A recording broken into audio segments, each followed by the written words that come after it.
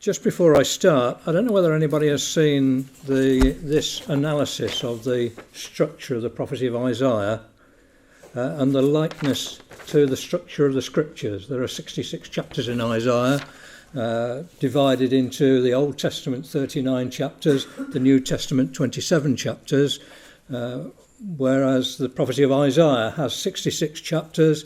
There are 39 chapters up to the end of that historic section, and then we're looking now at the second part of Isaiah, in which there are 27 chapters. Interesting comparison there. And that analysis looks at the way Assyria is dealt with in the first part and Babylon in the second.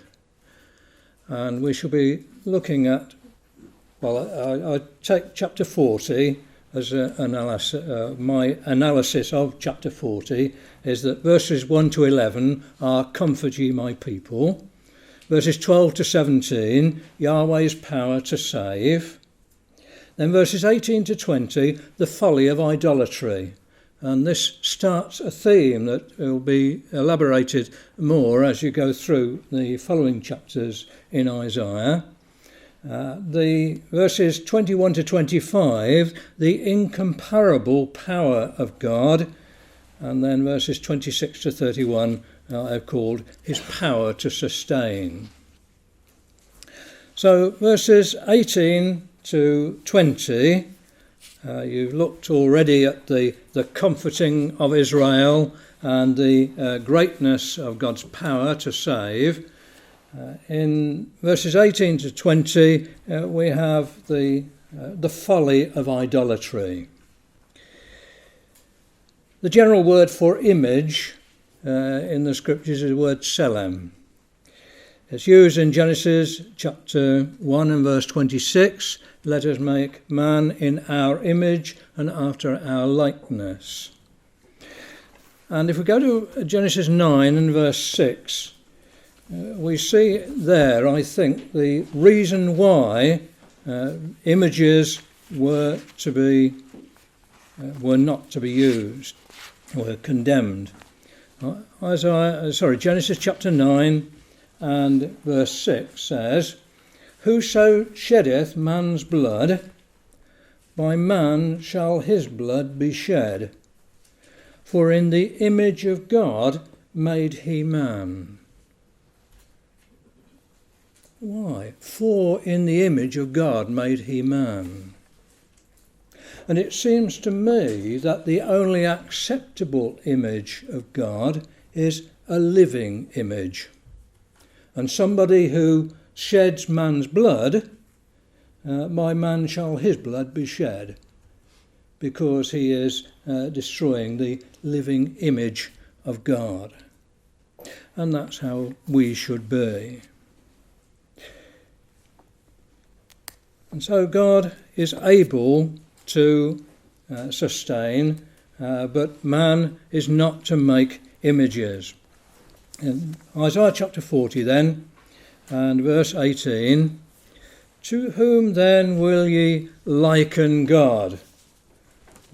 After our image and after our likeness, the likeness and liken God is the statement of how can you liken God? Man is supposed to develop the likeness of God. When Paul, in the letter to the Corinthians, alludes to Genesis chapter 1, he says that man was made in the image and glory of God. It was intended that man should develop God's glory.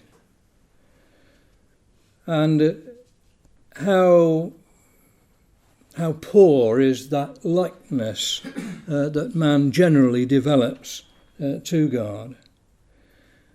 But to whom can ye liken? What likeness will ye compare unto him? To compare is to put in order and decide, which is the best. That's the idea of putting what set of creatures, beings, whatever it is, can you put God? You can't put God in any set of powers. There is no comparison with God. To what likeness will ye compare unto him? And then the feeble efforts of man. Verse 19, the workman melteth a graven image, and the goldsmith spreadeth it over with gold and casteth silver chains. He that is so impoverished that he have no oblation chooseth a tree that will not rot. He seeketh unto him a cunning workman to prepare a graven image that shall not be moved. The puny efforts of man. The workman, it's the normal word for a workman. He works and he gets tired. He melteth a graven image. The word for graven image is a carved image. We first read of it in Exodus chapter 20 and verse 4.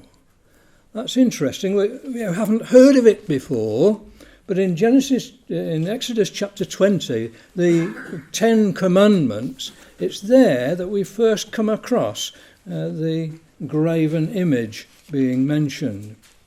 Exodus chapter 20 and verse 4, thou shalt not make unto thee any graven image, or any likeness of anything that is in heaven above, or in the earth beneath, or that is in the water under the earth, and so on. That's the first time we read of it. So God knew that they would, and they were forbidden to do so. In Leviticus chapter 26, we have a restatement of the fundamental commandments of God, before going into a chapter that outlines the history of Israel and the punishments that they would receive because of their disobedience.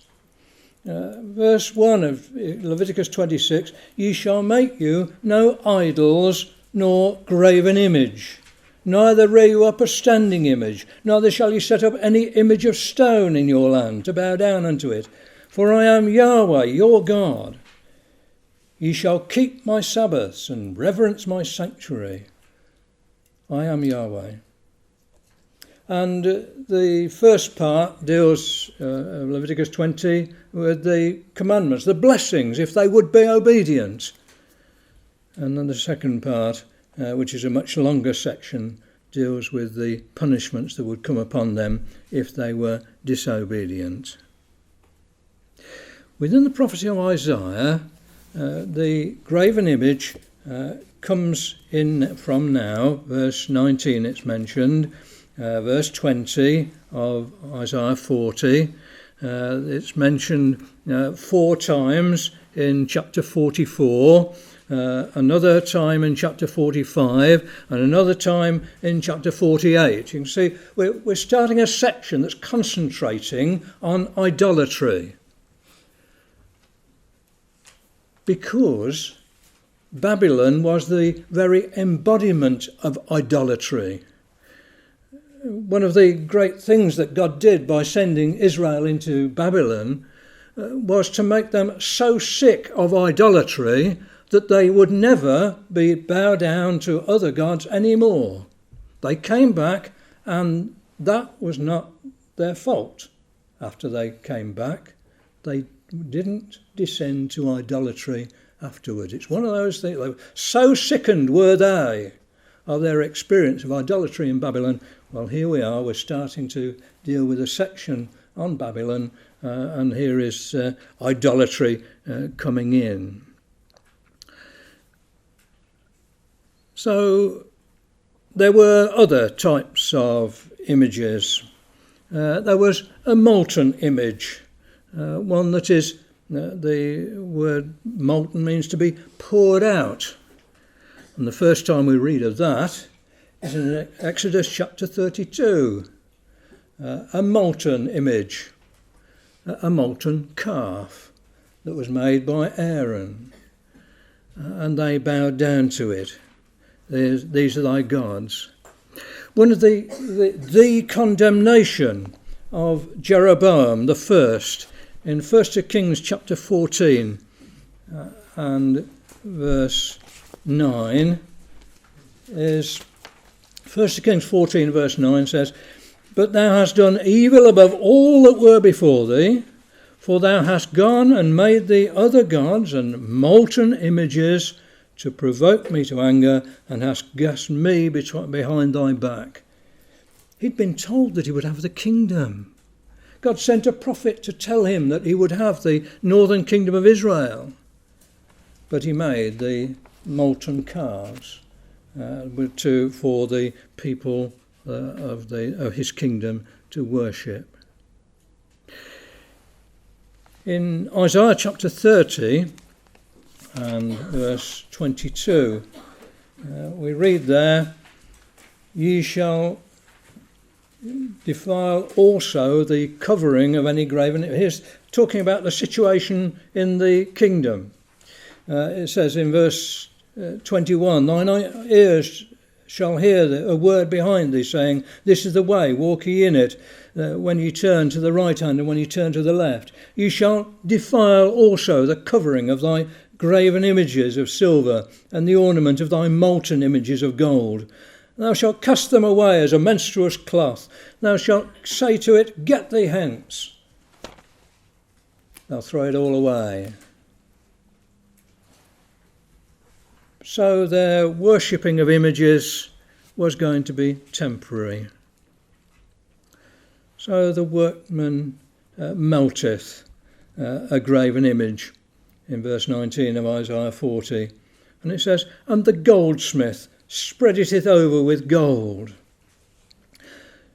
The goldsmith is the Hebrew word saraf, and that's also related to burning. It's used in Judges 7 and verse 4 when God says to Gideon, when his army of 32,000, "Anybody frightened, go off home." And 22,000 went off home. And God says, "No, there's still the 10,000 that are left, there's still too many. Bring me down to the water and we'll try them there." And eventually there were only 300 that were used in the defeat of their enemies on that occasion. And the word try is the same as this word goldsmith. It's it's to try by refining. The idea of refining, and you see the connection then between a goldsmith and trying. He spreadeth it over with gold. In Exodus 39, the word is to beat. And what happened in Exodus 39, in the making of the tabernacle, gold was beaten out very thin, and then it was cut into wires. The idea of beating out very thin is the same as the spreading it over with gold. So it's made very thin, and then you've got a golden veneer upon this image that is being made. So we see it's all the work of men. Verse 20, "He that is so impoverished that he hath no oblation." Again, an oblation. We read of that in Exodus chapter 25. Just look at the context of Exodus 25 and see how that which should be used in the service of God was being used to create false worship. Exodus chapter 25 and verse 2.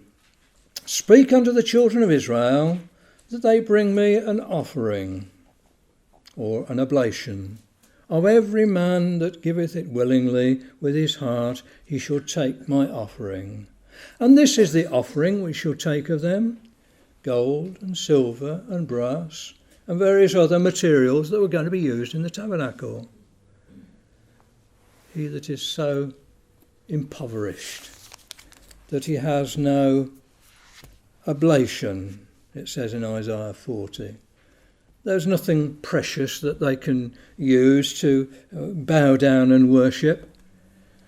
And so he chooses the tree, Isaiah 40 and verse 20. He chooses the tree that will not rot. He seeketh unto him a cunning workman to prepare a graven image that shall not be moved. A cunning workman. The word cunning means wise. It's used of the man that Pharaoh called when he had his dream. He called the wise men of Egypt to tell him what the dream meant. And of course there's no one so discreet and wise as Joseph, as that chapter continues. Somebody that's wise, a wise workman. And of course this is wise in a corrupt sense. God expects us to be wise in a true spiritual sense. All the time there is this comparison between what is right and what is wrong. And the condemnation is the way that the children of Israel used these things to develop idolatry. To prepare a graven image that shall not be moved. It shall not be moved. There's a lovely comparison if we go to First Chronicles chapter 16. That chapter that deals with the worship around the tabernacle of David when the ark was brought into Zion, and the Asaph was given the work of developing a system of worship to thank the Lord into the hand of Asaph and his brethren. And there's a psalm that goes on through that chapter. And in verse 30 it says, "Fear before him all the earth, the world also shall be stable, that it be not moved." Just think of the vastness of the world and God's control of the world. I get a tree that will not rot. And you've got a cunning workman, somebody who's able to make something pretty for them that shall not be moved. The puny efforts of man compared with the greatness of God. So the point has been made of the folly of idolatry. And so now we come on to this next section, which deals with the incomparable power of God. Verse 21 of Isaiah 40. "Have ye not known? Have ye not heard? Hath it not been told you from the beginning? Have ye not understood from the foundations of the earth?" The information is out. The ability to understand is there. God has given man that ability. Don't you know the greatness of our God? From the foundations of the earth. Psalm 18 and verse 7. Again, a comparison between the greatness of God. Psalm 18 and verse 7. "Then the earth shook and trembled.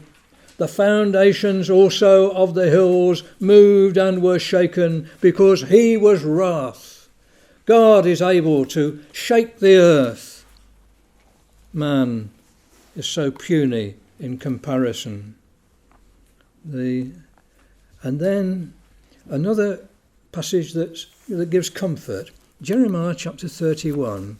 You'll perhaps remember that Jeremiah 31 is where we get the new covenant mentioned, and the greatness of the blessings of the people of God if they will be obedient to him. And then in Jeremiah chapter 31 and verse 37 we read, thus saith Yahweh, the one that's delivered them from that was the name that was revealed in the deliverance from the land of Egypt. Thus saith Yahweh, if heaven can be measured, and the foundations of the earth searched out beneath, I will also cast off all the seed of Israel for all that they have done, saith Yahweh. God still regards the people of Israel as his people. Yes, he will correct them and is continuing to correct them. But they will be brought back. He's not going to forsake them. And brothers and sisters, if we put our trust in him, he will not forsake us either. So then we come back to that state. So he is the one that is there. It is he, verse 22, it is he that sitteth upon the circle of the earth. It can either be circle of the earth, the physical earth, or the circuit of the earth, the movement of the earth around the sun. It's he that is in control of these things. They didn't know in earlier days that the earth was round. They thought it was flat. But here you've got in the Bible, in, 700 years before Christ, he that sitteth upon the circle of the earth, the physical understanding that God imparts to his people. And he says, and the inhabitants thereof are as grasshoppers. Now that's got a lovely connection. When the children of Israel went to spy out the land, Numbers chapter 13 and verse 33. Just look how there's wonderful comparisons, I think, in this chapter between the power of God and the dependability of God, and the fact that he will bless them if only we will put our trust in him, and the puny nature of man. Numbers 13 and verse 33. And there we saw the giants, the sons of Anak, which come of the giants, and we were in our own sight as grasshoppers, and so we were in their sight. No consideration of the greatness of the power of God that had been used to deliver them from the land of Egypt only a short time before. We were in our own sight as grasshoppers, and so we were in their sight. And so the inhabitants of the earth are as grasshoppers. We read in Isaiah chapter 40. It's wonderful how God speaks of these things and how these comparisons come out of the scriptures. The inhabitants of the earth are as grasshoppers, it says, that stretcheth out the heavens as a curtain. The physical fact that the heavens are expanding has only comparatively recently been understood by astronomers. But here it is in the Bible, 700 years before Christ, that stretcheth out the heavens as a curtain. And it's an expression that's used several times in the scriptures. It's there in chapter 42 and verse 5, 44 verse 24, 45 it's a recurring theme through these chapters. Chapter 45 and verse 12 is a chapter that deals with the power of God and the fact that he is the great creator and he has stretched out the heavens. And then it says, he stretcheth out the heavens. In Isaiah chapter 5, we have the start of a series of statements regarding God's hand being at work. Chapter 5 of Isaiah and verse 25. Therefore is the anger of Yahweh kindled against his people, and he hath stretched forth his hand against them, and hath smitten them, and the hills did tremble, and their carcasses were torn in the midst of the streets. For all this, that part of punishment, his anger is not turned away, but his hand is stretched out still. And that becomes a refrain through the following chapters. Until chapter 12, we have an end of the judgments. And verse 1 of chapter 12 says, I will praise thee, though thou wast angry with me, thine anger is turned away, and thou comfortest me. So that God stretches out his hand to punish. He stretches out the heavens. He has the power and is able to deal with us as his children. He'll punish us, but he'll bring us back if only we will put our trust in him. He spreadeth the heavens out as a tent to dwell in. He bringeth the princes, verse 23, as nothing. He maketh the judges of the earth as vanity. The great powers of the earth are nothing compared with this God. The judges of the earth as vanity. That goes right back to Genesis chapter 1, when it says the earth was without form and void. The word for without form is the word translated here, vanity.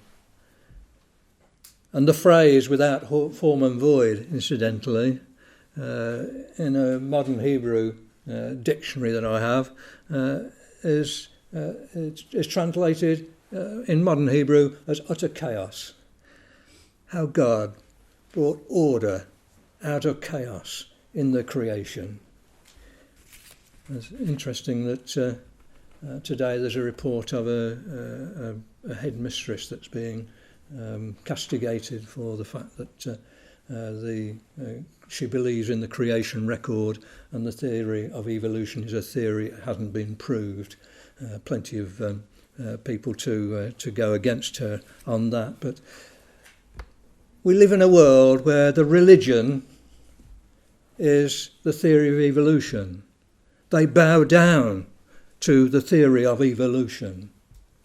But they are of no more. The theory of evolution is of no more value than these idols that we're talking about in Isaiah chapter 40. They just get themselves a mindset that takes away their responsibility to God.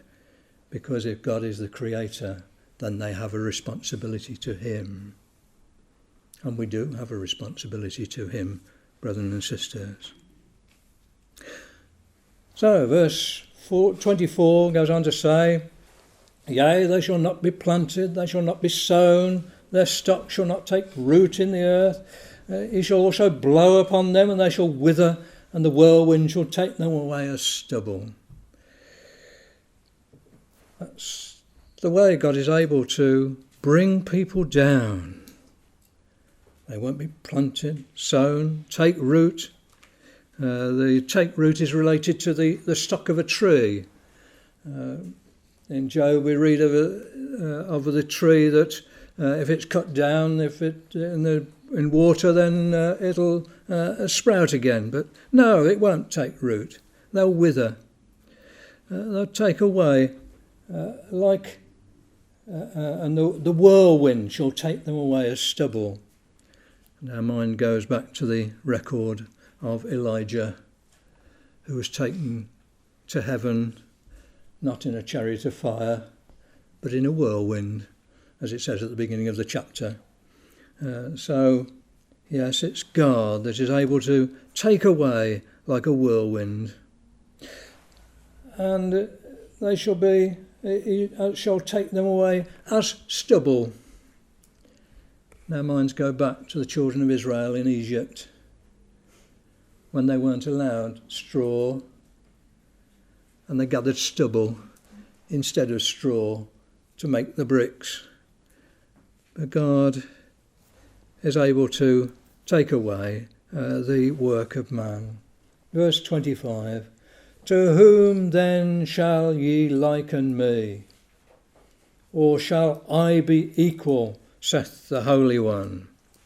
Back in verse 18 it was, to whom then will ye liken God?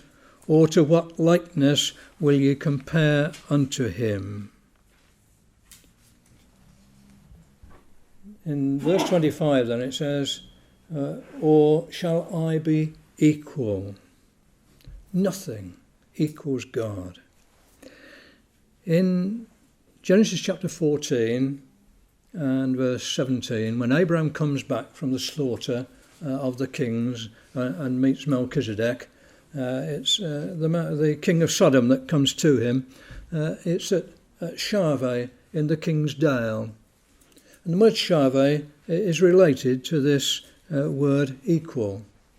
To whom shall ye be equal? And so our minds go to the meeting with, well, we've got the idolater of Sodom, or the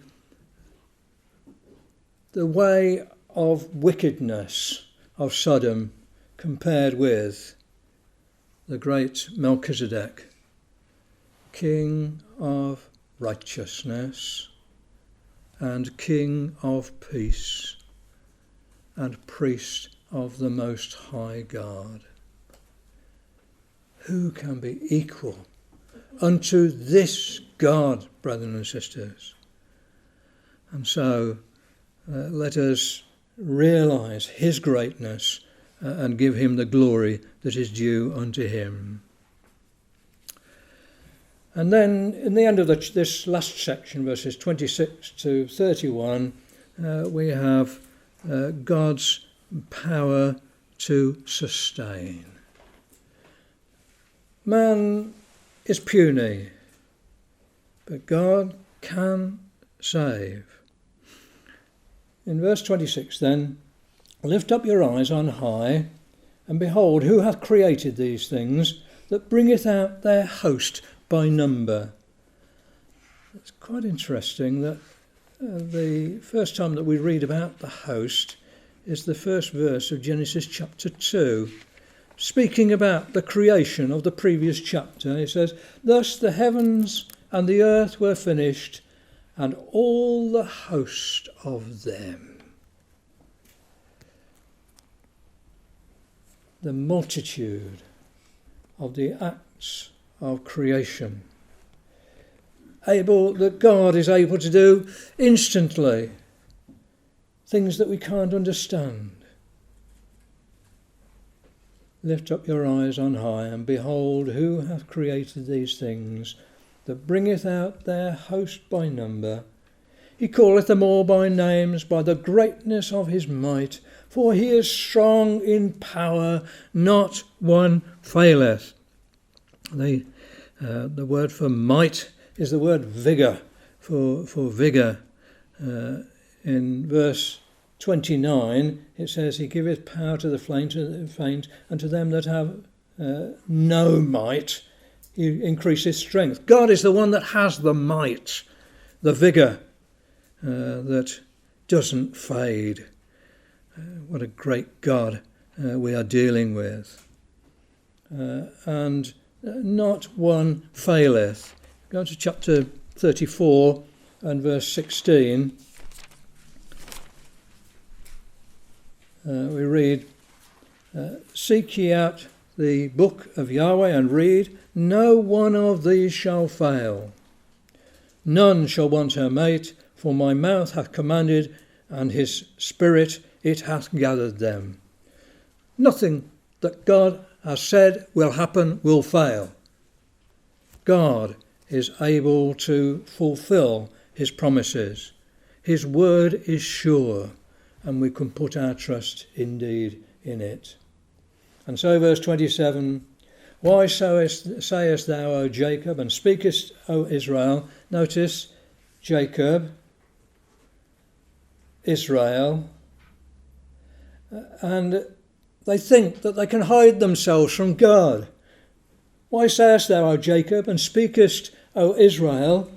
My way is hid from Yahweh, and my judgment is passed over from my God. I can get away with it. What folly, brothers and sisters. Jacob, he was the one who tried to manipulate the circumstances for his own benefit. It was when he knew that he couldn't manipulate things, when he was wrestling with the angel, and it touched his thigh, and he halted on his thigh, and he knew he couldn't do it in his own strength. It was then that his name was changed to Israel. He learned to put his trust in God and not in his own strength. Why sayest thou, O Jacob, and speakest, O Israel? The nation which had been developed to put their trust in their God. They thought they could do things wrong, and God wouldn't know about it.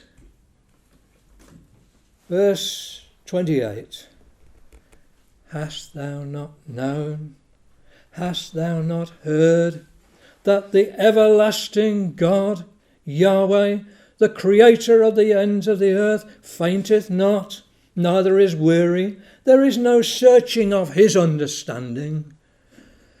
You just can't understand. You can't penetrate his understanding. He fainteth not, neither is weary. He is the everlasting God. Again, the idea of fainting, there's a contrast here. He fainteth not, verse 28. Verse 29, he giveth power to the faint. Verse 30, even the youths shall faint and be weary. So that you've got man in all his vigour, even in youth. They tend to faint from time to time. They get weary. They get tired. God doesn't. He knows what is happening. He knows all our ways. He doesn't get weary. There is no searching. Neither he fainteth not, neither is weary. And that's one of the theme words of Isaiah. 12 times out of 26 in the Old Testament are in the prophecy of Isaiah, and it's starting really in this section in chapter 40. We got it there in verse 28. Verse 30, the youths shall faint and be weary. Verse 31, they shall run and not be weary. The word means to labour also. You get worn out by labour. And again, it's there 3 times in chapter 43, a couple of times in 47, 41 in 49, 57, 62, 63. It's one of those words that crops up. Just take note, really, to realise that God doesn't get weary, just as man does. And then there is no searching of his understanding. If we go to Romans chapter 11, we have the end of that section. Well, the end of the whole section of doctrine in the letter to the Romans. And he concludes that section with an expression of wonder at the greatness of the purpose of God. It says, verse 30, "For as ye in times past have not believed God, yet have now obtained mercy through their unbelief, even so have these also now not believed, that through your mercy they also may obtain mercy. For God hath concluded them all in unbelief, that he might have mercy upon all." What man could have thought of this sort of purpose, to which we have been called, brothers and sisters? Oh, the depths of the riches, both of the wisdom and knowledge of God. How unsearchable are his judgments, and his ways past finding out. And that thought is there from Isaiah 40 and verse 28. His judgments are unsearchable. He is the great creator. He is the one that is able to sustain. And so he goes on to say in verse 30 of Isaiah 40, "Even the youths shall faint and be weary, and the young men shall utterly fall." The young men shall utterly fall. In Leviticus 26, it talks about the children of Israel being punished for their waywardness because they wouldn't obey his law. In Leviticus 26 and verse 36, we read, "And upon them that are left alive of you, I will send a faintness in their hearts in the land of their enemies, and the sound of a shaken leaf shall chase them, and they shall flee as fleeing from a sword, and they shall fall when none pursueth, and they shall fall one upon another, as it were before a sword, when none pursueth, and you shall have no power to stand before your enemies." That was going to be the state of Israel because of their disobedience. The young men shall utterly fall, we read in Isaiah chapter 40. Those that seek to go their own way, who are not obedient to the word of God. And then we have a glorious contrast in this last verse of the chapter. "But they that wait upon Yahweh gather together."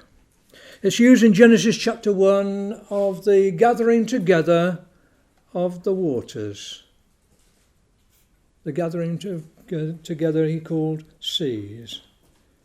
But it seems that the waiting upon the Lord is the gathering together to see what he will do in the earth, to have our eyes upon his ways.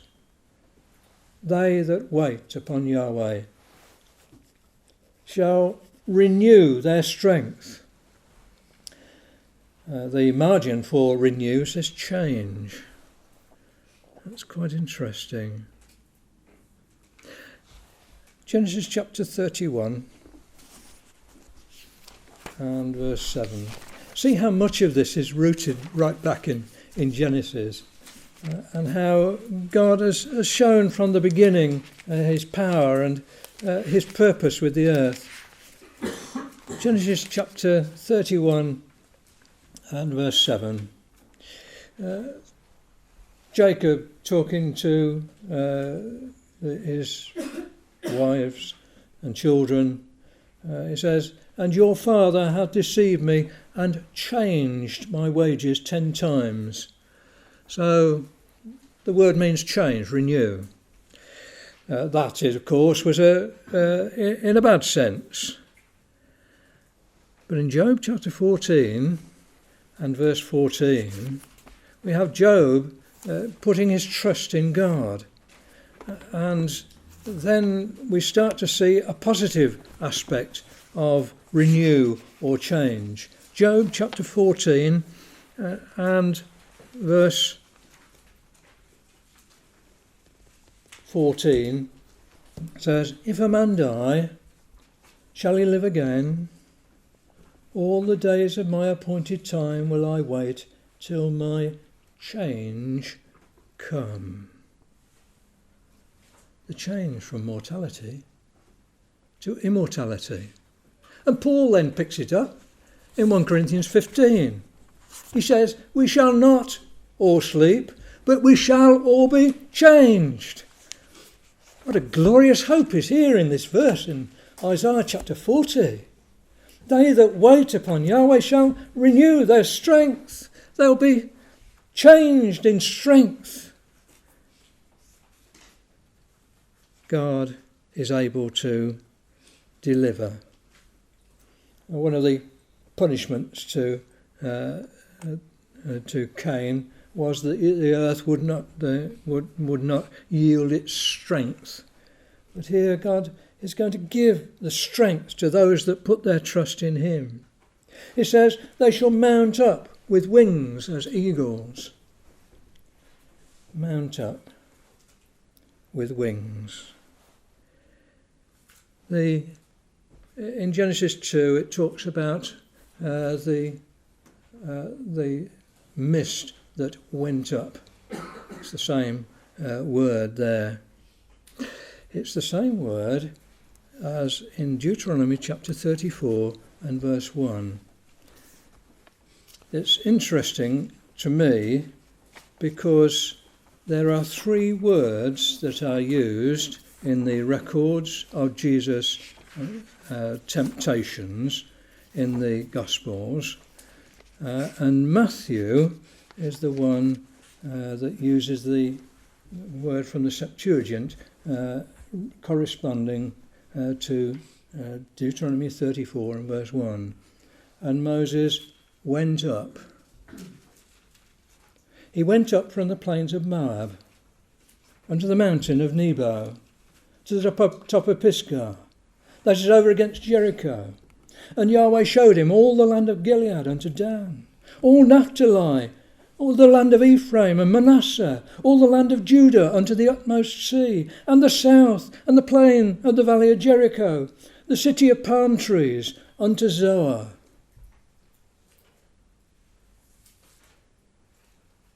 And Yahweh said unto him, This is the land which I swear unto Abraham. He showed Moses all the kingdoms of the cosmos. And it's Matthew that says he was led up, which is the same words in the Hebrew, in the Septuagint for went up in this chapter 34. It's Matthew that emphasises that particular temptation. It says he went into an exceeding high mountain and saw all the kingdoms of the cosmos. And it seems that the recollection would be there for the Lord of Moses, knowing that he couldn't have it then. Just think how that would help the master in his temptation. Moses wasn't able to have it then,